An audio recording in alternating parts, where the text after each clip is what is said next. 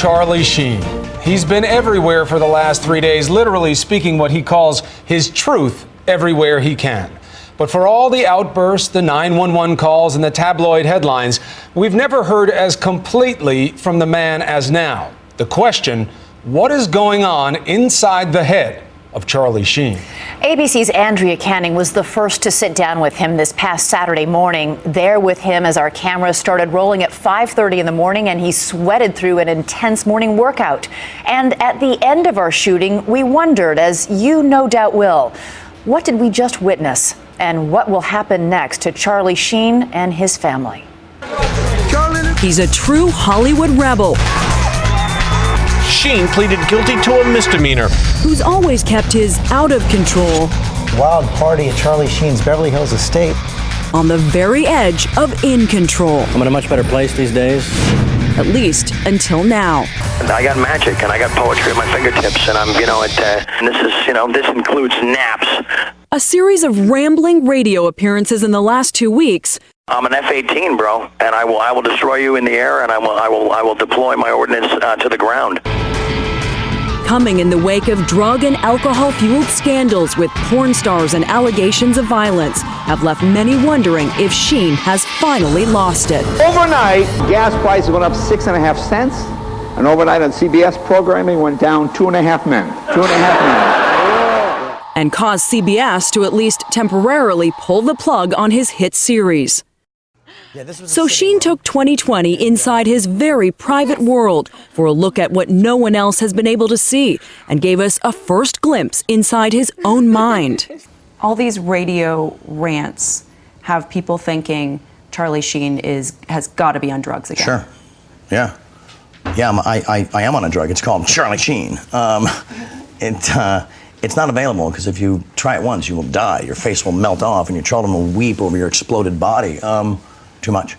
So it's just I woke up and decided, I've been kicked around, I've been criticized, I've been like the aw shucks guy with like this bitch in rock star life, and I'm just finally gonna completely embrace it, wrap both arms around it, and love it violently, and defend it violently through violent hatred.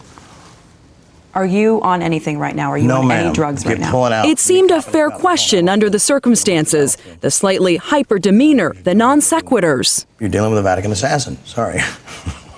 What does that mean, you're wondering? Whatever, it's just a joke. People take everything so literally. How about I tell them I'm a high priest, Vatican assassin warlock. I'm Hitva, you know what I'm saying? Come on, man. And what does that mean?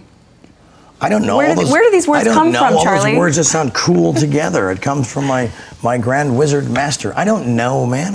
Stuff just comes out, and it's entertaining, and it's fun, and it sounds different than all the other garbage people are spewing, When was the last time you used? I do not remember. A week ago, 2 weeks ago, Maybe a month 2 days ago, ago? 6 weeks. I don't know. Are you willing to take a drug test? Sure, you got a cup. I got nothing to hide. In fact, right after our interview, he took that test and passed.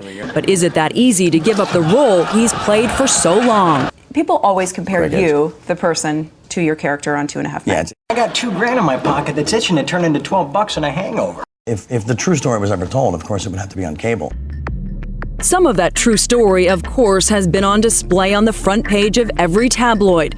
But public opinion on Sheen still seems high. You might think that with all the stories about drugs and porn stars and God knows what else, his show would suffer, but 2.5 Men was the most watched show on television last night. And it was a rerun, too. Almost as high, perhaps, as his own opinion of himself. You have millions of fans. I have billions of fans. Billions of fans. Sorry. Why do you think people love you so much? Because I'm honest, and I think the honesty not only shines through in my work, but also in my personal life. Part of that code is apologizing when you're wrong and just owning it, and not like getting into the quagmire of stupidity behind it, but just looking at what you did, own your part, dismiss it and move forward. Are you apologizing for anything right now? Oh wow, God, wow! I kind of set that one up nicely, didn't I? Mm-hmm. Yeah, no, I'm really upset about how something was interpreted that I feel terrible about. So I think we should just clear the air on that. They've been like suddenly labeling me an anti-Semite.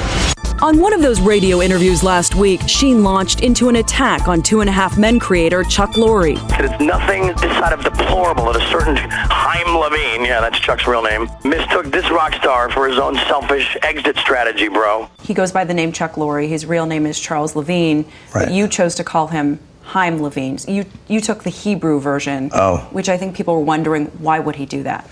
I read it off a vanity card and said it as a joke. I don't know. I didn't make a big deal about it. Sheen says he saw the name on one of the title cards Lorre inserts at the end of each episode of the show and was simply trying to be funny. Are you anti-Semitic? Yeah, no, I'm not. Why would I be? I mean, based on what? No, that's a mindset that I would never entertain. One message you put out there definitely didn't sit well with people, that using crack or cocaine socially is okay as long as you can handle it. So come on. I said, stay away from the crack, which I think is pretty good advice, unless you can manage it socially, Dan. Was that a joke, or were you being serious? Think? You're a smart lady. You tell me. Yeah, it was a joke. Yes, because it's so absurd. But when you got a highly evolved brain and you're trying to like roll out your humor, you can't. I guess that's on me. Behind the tough humor, a vulnerability. Some of it's on me because I was people pleasing for too long, and when you're people pleasing, your soul is dead.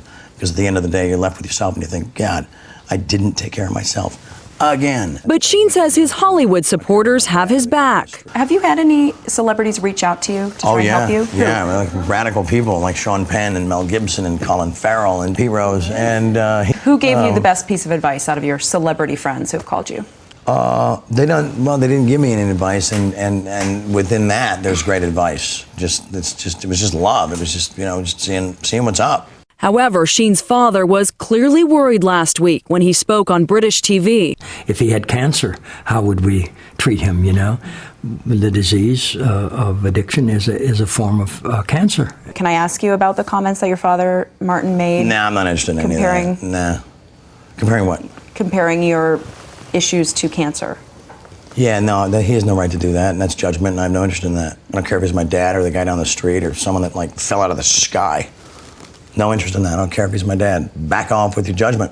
But the stakes for Sheen have never been higher. Tell me about the last time you took drugs. Last time I took drugs, I probably took more than anybody could survive. What are we talking about? How much? I don't know, man. I was banging 7-gram rocks and finishing them because that's how I roll. I have one speed. I have one gear. Go. How do you survive that? Because I'm me. Because I'm me, I'm different. I just have a different constitution, I have a different brain, I have a different heart, I have a different, I get tiger blood, man. But does even tiger blood prevent an OD? You don't worry that you're going to die when you take that many drugs? Dying's for fools, sure. When you look back at the last time you used drugs, are you disgusted with yourself? Or do you think, how could I have done that? I'm proud of what I've created. It was radical. You're proud of that party moment? Of course, why wouldn't I be? No, why would you be? Because I expose people to magic. I expose them to something they're never otherwise going to see in their boring, normal lives. So how do you get that out of your system? You close your eyes and you change your brain. It's not that complicated. How can anyone believe that you will stay clean, given your track record? I'm not interested in what people believe. I'm interested in what I believe, and I believe in the truth.